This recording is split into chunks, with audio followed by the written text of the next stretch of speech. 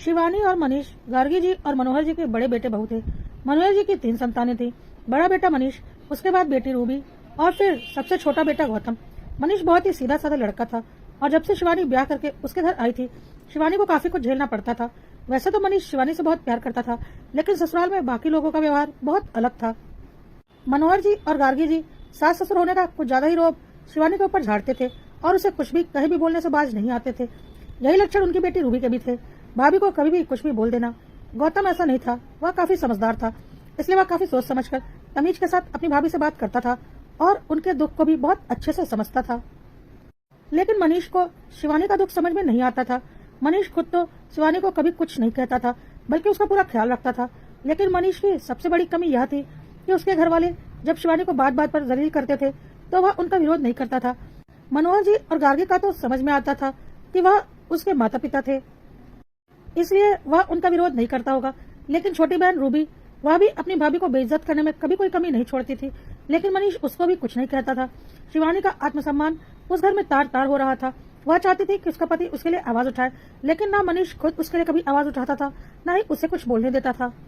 मनीष का कहना था, यह सब कुछ कितने दिनों चलेगा, खुद ब खुद सब कुछ एक दिन ठीक हो जाएगा।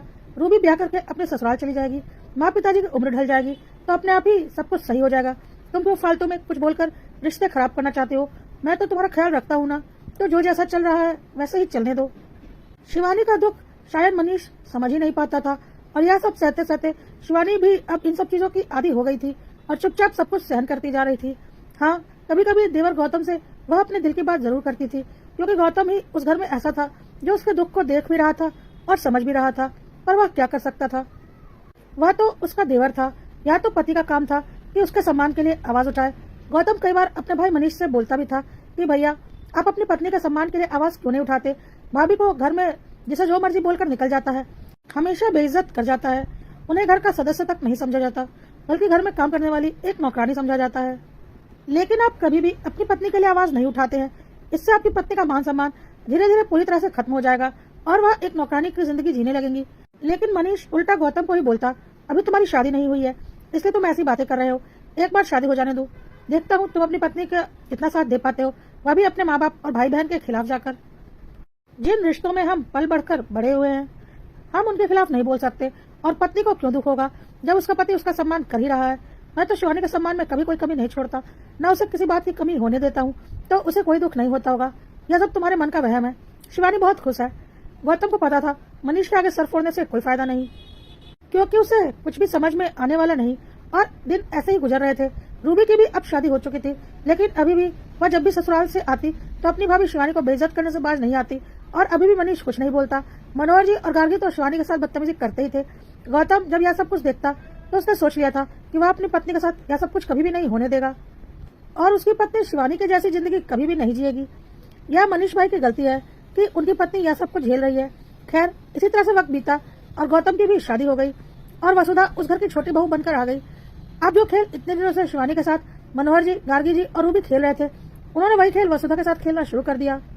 पहले ही दिन गार्गी जी ने वसुधा को देर से उठने के लिए ताना मारा। यही संस्कार दिए हैं तेरे माँ बाप ने कि 6 बजे कमरे का दरवाजा खोलकर बाहर निकल रही हो। वसुधा चुपचाप गार्गी जी को देख रही थी, क्योंकि वह नई नवेली दुल्हन थी। तब तक रूबी ने भी नहले पर दहला मारा और बोला, इनकी माँ ने कुछ सिखाया होगा तब तो, कुछ आता होगा तब तो, बस मेकअप करना आता है और क्या। चलो अब जल्दी से नहा धोकर किचन में लग जाओ, यहाँ तुम बेटी नहीं हो कि तुम्हें पकाकर खिलाया जाएगा। वसुधा हैरान थी कि शादी के अगले दिन ही नई बहू से कोई इस तरह से इतना कड़वा कैसे बोल सकता है। तब तक मनोहर जी भी वहाँ आ गए और उन्होंने बोला, बहू, यहाँ पर भोर में उठ जाने की आदत डाल लो, यह तुम्हारा मायका नहीं है। सुबह 5 बजे नहा धोकर तुम मुझे रसोई घर में दिखनी चाहिए, नहीं तो तुम्हारी खैर नहीं। वसुधा को कुछ समझ में नहीं आया कि वह क्या बोले। तब तक गौतम अपने कमरे से बाहर निकल आया। वह इतनी देर से यह सारी बकवास सुन रहा था और इंतजार कर रहा था इन तीनों के एकत्र होने का, ताकि वह जवाब दे सके। मनोहर जी, गार्गी जी और रूबी तीनों वहां पर खड़े होकर वसुधा को ताने मार रहे थे और मनीष और शिवानी चुपचाप एक किनारे पर खड़े होकर यह सब कुछ देख रहे थे। तभी गौतम ने तेज आवाज में बोला, खबरदार, जो मेरी पत्नी को किसी ने कुछ भी बोला, यह इस घर की बहू है और उसको इस घर में पूरा मान सम्मान मिलना ही चाहिए। क्या गलती की है इसने? सुबह 5 बजे उठकर रसोई घर में जाकर यह क्या करेगी? क्या 5 बजे उठकर अगर यह नाश्ता बना देगी तो सब लोग 6 बजे नाश्ता कर लेंगे, जबकि आप लोग खुद 7 बजे सोकर उठते हो? तो यह 5 बजे से रसोई घर में क्या करेगी? तो यह बकवास बातें तो मेरी पत्नी से आइंदा करने की जरूरत ही नहीं है। इसका जो फर्ज है यह बखूबी निभाएगी, लेकिन इसके साथ किसी ने भी कोई बदतमीजी की तो मुझसे बुरा कोई नहीं होगा। और रूबी दीदी, तुमसे अपना ससुराल तो समझता नहीं है और मायके संभालने चली आती हो। मेरी पत्नी को संस्कार सिखाने की बातें कर रही हो, और खुद तुम्हारे अंदर कितने संस्कार हैं। तुम तो खुद इतनी बेकार हो कि ससुराल में कभी रहते ही नहीं हो, हर वक्त मायके में ही विराजमान रहती हो। इस पर गार्गी जी ने बोला, खबरदार जो रूबी को कुछ भी बोला। पत्नी के आते ही बहन पर रोब झाड़ने लगा, लेकिन गौतम आज चुप होने वाला नहीं था। उसने बोला, हाँ, मेरी पत्नी इस घर में मेरे भरोसे आई है तो उसके मान सम्मान का ख्याल रखना मेरा फर्ज है। मैं मनीष भैया नहीं हूँ कि आप लोग मेरी पत्नी की बेइज्जती करते रहेंगे और मैं सहता रहूंगा। आइंदा ख्याल रखिएगा, मेरी पत्नी के पीछे मैं खड़ा हूँ। अगर उसे किसी ने कुछ भी बोला तो मैं भूल जाऊंगा कि आप लोग कौन है। मेरा एक ही नियम है, सम्मान दो और सम्मान पाओ। जैसा आप लोग मेरे लिए मायने रखते हैं वैसे ही अब मेरी पत्नी भी मेरे लिए मायने रखती है, और इस मान सम्मान के साथ मैं कभी कोई समझौता नहीं कर सकता। यह बात याद रखिएगा। यह बात गौतम ने इतने कड़े लहजे में कही थी कि सबको समझ में आ गया था कि अगर किसी ने भी वसुधा के साथ कुछ भी बदतमीजी की या शिवानी की तरह वसुधा का जीवन खराब किया तो गौतम उन लोगों को नहीं छोड़ेगा, क्योंकि गौतम मनीष के जैसा नहीं है। और उसी दिन के बाद से किसी ने भी वसुधा को कोई ताने नहीं मारे। वसुधा उस घर में आराम से रहती थी, लेकिन वह देखती थी कि शिवानी का उस घर में कोई भी मान सम्मान नहीं है, क्योंकि मनीष इतना सब हो जाने के बाद भी शिवानी के लिए कभी आवाज नहीं उठाता था, जबकि गौतम ने उसे लाख बार समझाया था। शिवानी शादी के इतने सालों बाद भी वैसा ही बेकार जीवन जी रही थी, क्योंकि सब लोग शिवानी को बोलने में कोई कमी नहीं छोड़ते थे। लेकिन वसुधा को इन सारी दिक्कतों का कभी भी सामना नहीं करना पड़ा, क्योंकि हर कदम पर उसका पति उसके साथ खड़ा था। इसलिए यह सब कुछ देखकर अब धीरे धीरे वसुधा का मन भी बढ़ने लगा था, और वह भी जब तक शिवानी को कुछ भी बोल देती थी, क्योंकि उसे पता था शिवानी पलट कर जवाब नहीं देगी और न ही मनीष भैया कुछ बोलने वाले हैं। इसलिए वह शिवानी को कुछ भी बोलकर निकल जाती थी। यह शिवानी और उसके पति की कमी थी कि वह सब बातें सुनते थे और कोई जवाब नहीं देते थे, जबकि शिवानी और मनीष उस घर के बड़े बेटे बहू थे और घर के छोटे उनके ऊपर हुक्म बजाते थे। खैर, ऐसे ही एक दिन शिवानी की सास आंगन में फिसल कर गिर गई थी, क्योंकि बारिश हुई थी और आंगन भीगा हुआ था। लेकिन उसके लिए भी वह गालियां शिवानी को दे रही थी कि उसने वक्त पर आंगन का पानी सुखाया क्यों नहीं। अगर उसने वक्त पर सारा पानी वाइपर से साफ कर दिया होता और पोछा मार दिया होता तो वह नहीं फिसलती। लेकिन शिवानी क्या बोलती, बारिश अभी भी हल्की हल्की हो रही थी।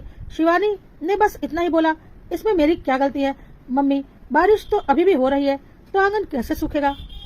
इतना बोलना था कि शिवानी की सास ने उसके ऊपर हाथ उठा दिया। मनीष ने आज भी कुछ नहीं बोला। शिवानी चुपचाप खड़ी होकर रो रही थी कि गौतम वहां पर आ गया और उसने बोला, क्या भाभी, आप अपने सम्मान के लिए आवाज क्यों नहीं उठाती? जब तक आप खुद अपने लिए नहीं बोलेंगी कोई आपको कुछ नहीं समझेगा, आपको अपने लिए कदम उठाना ही पड़ेगा। शिवानी बहुत दुख में थी और वह गौतम के छाती से लगकर रोने लगी, क्योंकि उसकी पीड़ा तो उसके पति को भी समझ में नहीं आ रही थी। तब तक वसुधा वहां पर आ गई और इतने दिनों में उसे समझ में आ गया था कि शिवानी का क्या सम्मान है इस घर में। और शिवानी को इस तरह से अपने पति से लिपट कर रोता देख उसने भी एक ताना मार दिया, वाह भाभी, देवर को ही फंसाने में लग गई। अपने पति से मन नहीं भरता क्या कि मेरे पति को फंसा रही हो? वसुधा ने बस अपने धुन में यह सब कुछ बोल दिया था और वह बहुत अच्छे से जानती थी कि ऐसा कुछ भी नहीं है, पर इतने दिनों में उसे भी शिवानी को ताना मारने की आदत जो पड़ गई थी तो उसने उसे दुखी करने के लिए ही ऐसा बोल दिया था। लेकिन आज वसुधा का बोला उसके ऊपर भारी पड़ चुका था। आज मनीष का आत्मसम्मान भी उसे धिक्कारने लगा था कि उसके होते हुए उसकी सीता जैसी पत्नी के ऊपर कोई ऐसा लांछन कैसे लगा सकता है। और मनीष ने बहुत ही तेज आवाज में बोला, खबरदार, जो तुमने शिवानी के लिए एक भी गलत लफ्जों का इस्तेमाल किया।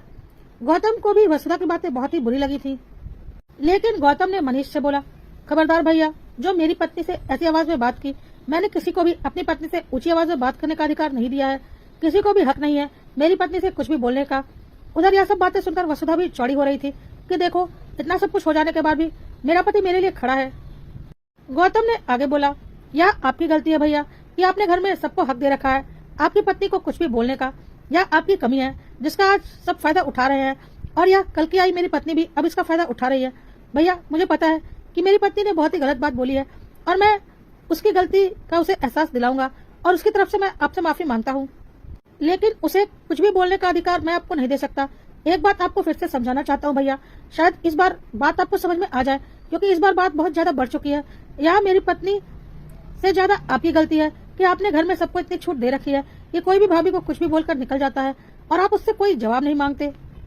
इसीलिए आज वसुधा का मन इतना बढ़ गया कि उसने आपकी पत्नी के ऊपर इतना बड़ा लांछन लगा दिया। उसने भाभी के लिए गलत शब्दों का इस्तेमाल किया है, तो भाभी को भी उसे पलटकर जवाब देना चाहिए था, लेकिन आपने ना खुद कभी आवाज उठाई है, न ही भाभी को कभी आवाज उठाने दी है, और यही आपके जीवन की सबसे बड़ी गलती है। अगर वसुधा ने भाभी को कुछ गलत बोला तो भाभी को उसका जवाब देना चाहिए था। इसलिए आज मामला इतना बिगड़ चुका है।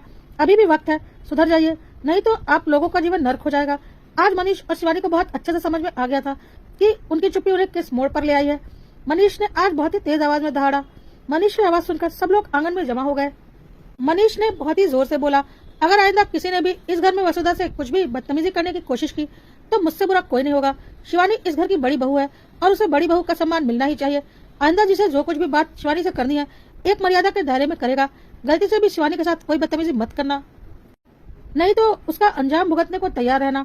और हाँ माँ, आज आपने शिवानी के ऊपर हाथ उठा दिया सो उठा दिया। आपकी पहली और आखिरी गलती समझकर मैं माफ कर रहा हूँ। गलती से भी दोबारा मेरी पत्नी के ऊपर हाथ उठाने की गलती मत कीजिएगा, नहीं तो मैं भूल जाऊंगा कि आप मेरी माँ हो, क्योंकि कोई भी माँ ऐसा कर ही नहीं सकती। और जितना आपका मेरे ऊपर हक है उतना ही शिवानी का भी मेरे ऊपर हक है। अगर आइंदा से आपने या घर में किसी ने भी शिवानी के ऊपर हाथ उठाने की गलती की तो शिवानी सीधा पुलिस स्टेशन जाकर घरेलू हिंसा का केस लगाएगी आप लोगों के ऊपर, और मैं उसका साथ दूंगा। और हाँ, आइंदा से कभी शिवानी से ऊंची आवाज में भी बात करने की कोशिश मत कीजिएगा। और रूबी, खबरदार, जो तुमने शिवानी के किसी भी मामले में अपना मुंह खोला या शिवानी को कुछ भी बोला, जाकर अपना ससुराल संभालो। अब तुम शादीशुदा हो और मायके आने का बहुत शौक है और हर वक्त मायके में ही रहने का शौक है ना, तो अपनी माँ तक ही सीमित रहो। मेरी पत्नी के करीब आने की कोशिश भी मत करना। मनीष का रौद्र रूप देखकर रूबी कांप उठी थी और सोच लिया था कि अब वह ज्यादा मायके के पछड़ों में नहीं पड़ेगी और ससुराल में ही अपना वक्त बिताएगी। और माँ ने भी इशारों इशारों में रूबी को बोल दिया था कि चुपचाप यहाँ से निकल जा, नहीं तो अब की तेरी बारी होगी। दोनों भाई तेरे से बिल्कुल चिढ़ चुके हैं। मनीष ने आगे बोला, अगर अभी भी आप लोगों के दिमाग में बात नहीं घुसी है तो मैं और शिवानी आज अभी और इसी वक्त यह घर छोड़कर जाने को तैयार है। इस नरक में जीने से अच्छा है कि एक छोटे से कमरे में प्यार की जिंदगी गुजारी जाए। यह कहकर मनीष शिवानी को लेकर कमरे में चला गया। आज मनीष का रौद्र रूप देखकर सबको समझ में आ गया था कि अगर अब किसी ने शिवानी को कुछ भी कहा तो उनकी खैर नहीं। आज शादी के इतने दिनों बाद शिवानी को ऐसा लगा कि आज उसे पति का प्यार मिला है। शिवानी रूम में जाकर मनीष के गले लगकर रोने लगी और बोली, इतनी देर क्यों कर दी मेरे लिए आवाज उठाने में? अब तो मेरी सारी उम्मीदें भी खत्म हो चुकी थी। मनीष शिवानी से माफी मांग रहा था और बोल रहा था, बस जितना सहना था तुमने सह लिया। मेरी गलती की वजह से अब तुम्हें कुछ भी सहने की जरूरत नहीं है। बस तुम आराम से रहो। और हाँ, अगर कोई तुम्हें कुछ भी कहता है तो तुरंत उसका जवाब दो। किसी की कोई बात सहने की जरूरत नहीं है। और अगर तुम कहोगी तो मैं तुम्हारे साथ अलग घर में चलकर रहने को भी तैयार हूँ, क्योंकि बहुत कष्ट झेले हैं तुमने जिन्हें मैं समझ नहीं पा रहा था। और शिवानी मनीष के गले लगकर रोने लगी। उधर गौतम ने वसुधा की ओर रुख किया। वो चुपचाप खड़ी थी और उसे पता था कि उसने बहुत गलत बातें अपने मुंह से निकाल दी थी, क्योंकि उसने सोचा ही नहीं था कि बात इतनी बढ़ जाएगी। उसे तो लगा था कि हर बार की तरह वह ताना मारकर निकल जाएगी। गौतम वसुधा को खा जाने वाली नजरों से घूर रहा था और उसने बोला, तुमने जो किया है ना उसका जवाब मैं तुम्हें दूंगा। हिम्मत कैसे हुई तुम्हारी मेरे और भाभी के बारे में ऐसा बोलने की? वसुधा और घबरा गई।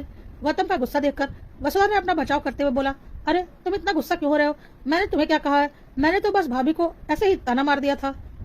इसमें इतना गुस्सा होने वाली क्या बात है? और भाभी को ताना मारा था तो उसके बदले भैया गुस्सा हो चुके हैं, तो अब तुम क्यों चिढ़ रहे हो? गौतम ने बोला, देखो वसुधा, तुमने जो भी शब्द बोले ना भाभी और मुझे लेकर, उससे सिर्फ भाभी के चरित्र पर सवाल नहीं उठते बल्कि मेरे चरित्र पर भी सवाल उठते हैं। क्या अगर मेरे और भाभी के बीच कुछ गलत है तो सिर्फ भाभी ही चरित्रहीन है, मैं चरित्रवान हूँ? और जो भी औरतें ऐसा कुछ बोलती है ना, यह सोचकर कि उसने अगली औरत को ताना मारा है, नहीं, उसने अपने पति के चरित्र पर उंगली उठाई होती है।